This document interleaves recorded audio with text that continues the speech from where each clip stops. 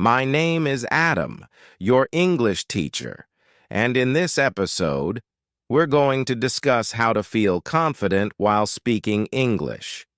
When I ask students about their motivation for learning English, their responses often highlight their emotions rather than their language skills.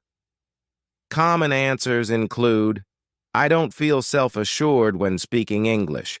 I'm worried my English sounds unpolished, or I want to feel more at ease with my English. Does this sound familiar? In this lesson, we'll offer you some practical and effective tips to help you sound more confident in English. These are simple strategies that anyone can implement. One popular piece of advice in English is, fake it till you make it. Have you heard this phrase before? If not, here's what it means. To build confidence, you need to act and sound confident, even if you don't genuinely feel that way at the moment. So if you're struggling with self-doubt when speaking English, you should fake confidence by behaving as if you are confident.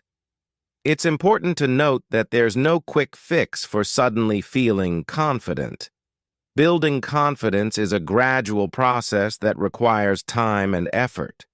It's completely normal not to feel confident right away. What matters is starting to project confidence outwardly. So, what are the practical steps you can take? When people lack confidence in their English, they often make three common mistakes. First, they speak too softly. Second, they try to speak too quickly. And third, they use fragmented sentences instead of complete ones. For example, consider this conversation. Martin, did you have a good weekend? Not bad. Just stayed at home. Does that seem confident? Not really. Now, let's try that again. Here's a more confident approach. Hey, Martin, did you have a good weekend? Actually, it was a bit uneventful. I didn't go out or do anything special. What about you? You can see the difference. Even though I didn't have an exciting weekend, speaking this way made me sound more self-assured and at ease. Before we delve deeper, I'd like you to do something. Record yourself speaking in English for 1 minute. Introduce yourself and share a little about your daily life. Pause the video now. Do the recording and then come back. After listening to your recording, consider how confident you sound. Let's return to our tips for sounding more confident. First, focus on controlling your voice's volume. Confident speakers maintain a clear, strong voice. You don't have to speak loudly, but your voice should be strong enough for anyone in the same room to hear and understand you clearly. Second, pay attention to the speed of your speech. When you're feeling nervous, it's natural to want to rush your speech. However, speaking too quickly can make you seem less assured and may lead to more errors. Slowing down can benefit you in several ways. You'll come across as more confident, your speech will be clearer and easier to understand, and you'll reduce the number of mistakes you make. Additionally, it's important to speak in complete sentences. If you lack confidence in your spoken English, you might find yourself limiting what you say. To project confidence, demonstrate that you're comfortable speaking English by using full sentences. Let's put this into practice with a new set of recordings. Ideally, make 3 separate recordings, each lasting about 1 minute. Share details about yourself and your daily life as you did before. For the first recording, concentrate on how loudly and clearly you speak. Aim for a strong, articulate voice. For the second recording, focus on the pace of your speech. Try to speak more slowly and at a steady, controlled rate. For the third recording, emphasize using full sentences throughout your speech. After you've completed these recordings, listen to them and compare them to your initial one.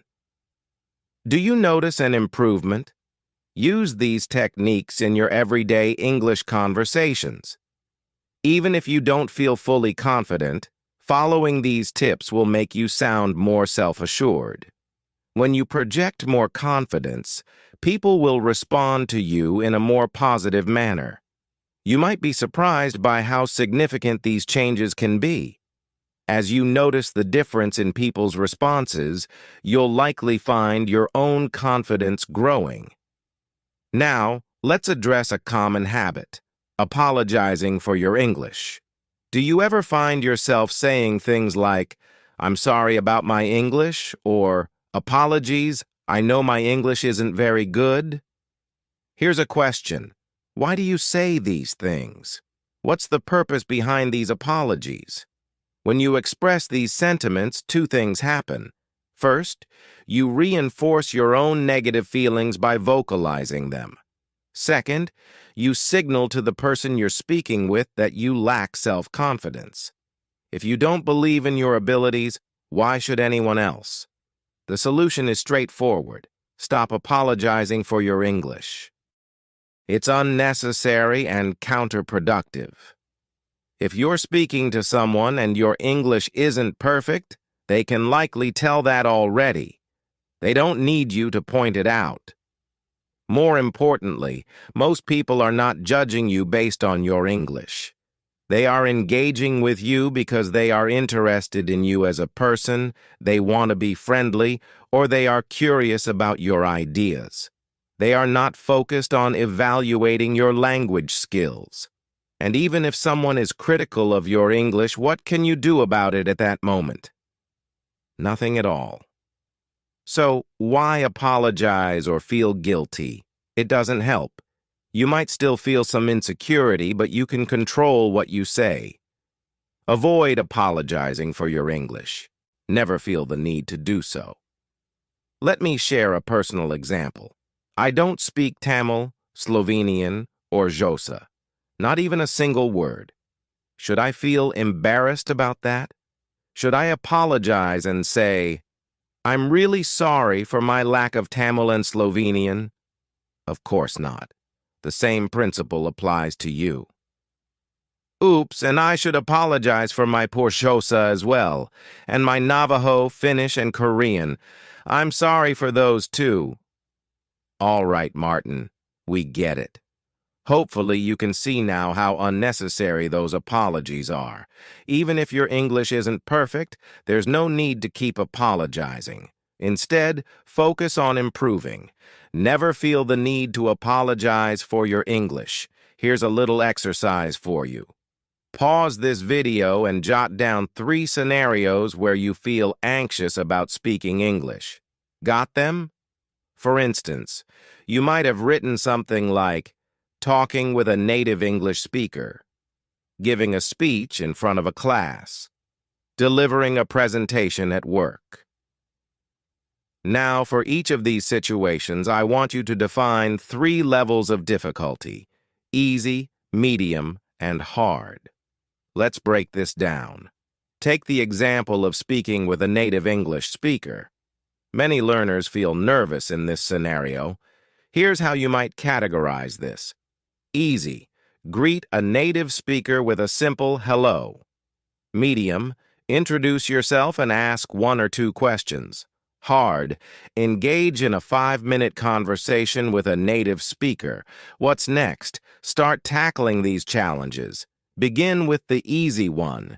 Do it several times if you need to until you feel comfortable. Then move on to the medium challenge, repeating it as necessary. Finally, take on the hard challenge. Remember, you don't have to complete these immediately. It might take days or even weeks. Tailor these challenges to your English level and personal situation.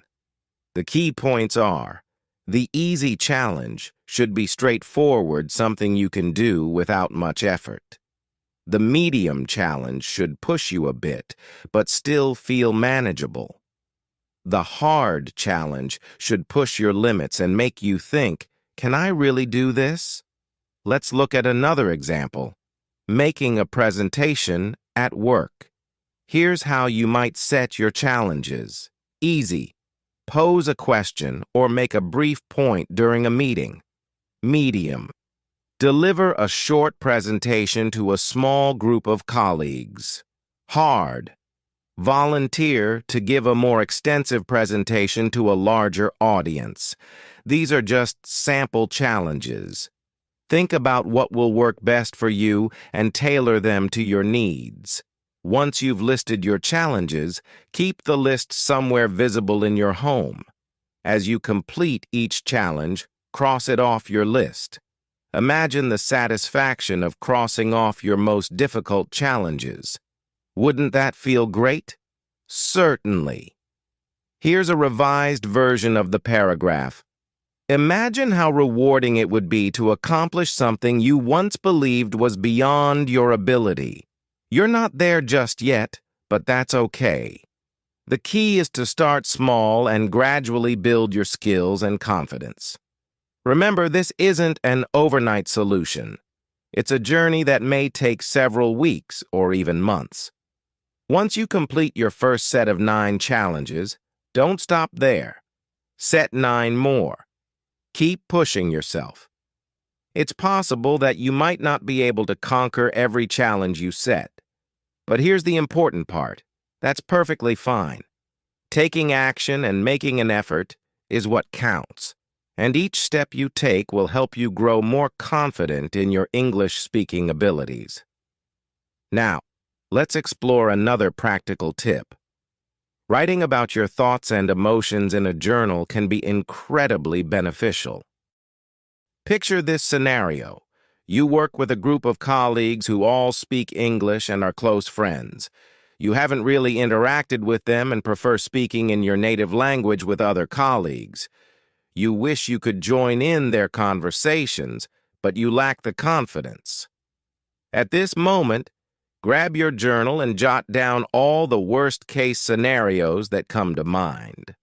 List your biggest fears, like, they'll laugh at me, they won't care about what I have to say, or I'll freeze and won't be able to say anything in English. These fears can feel overwhelming, but writing them down is the first step to overcoming them. So what's next? You need to take the plunge and start talking to them. You can even create a challenge ladder with easy, medium, and hard tasks, similar to what we discussed earlier. After each interaction, revisit your list of fears and compare them with what actually happened. Did they laugh? Were they uninterested? Most of the time, you'll find that your fears didn't materialize, and by doing this exercise, you'll realize that your anxieties were mostly in your head. This process will show you that reality is often much more positive than your imagination leads you to believe. Writing down your feelings will also help you recognize that people aren't scrutinizing your English as much as you think.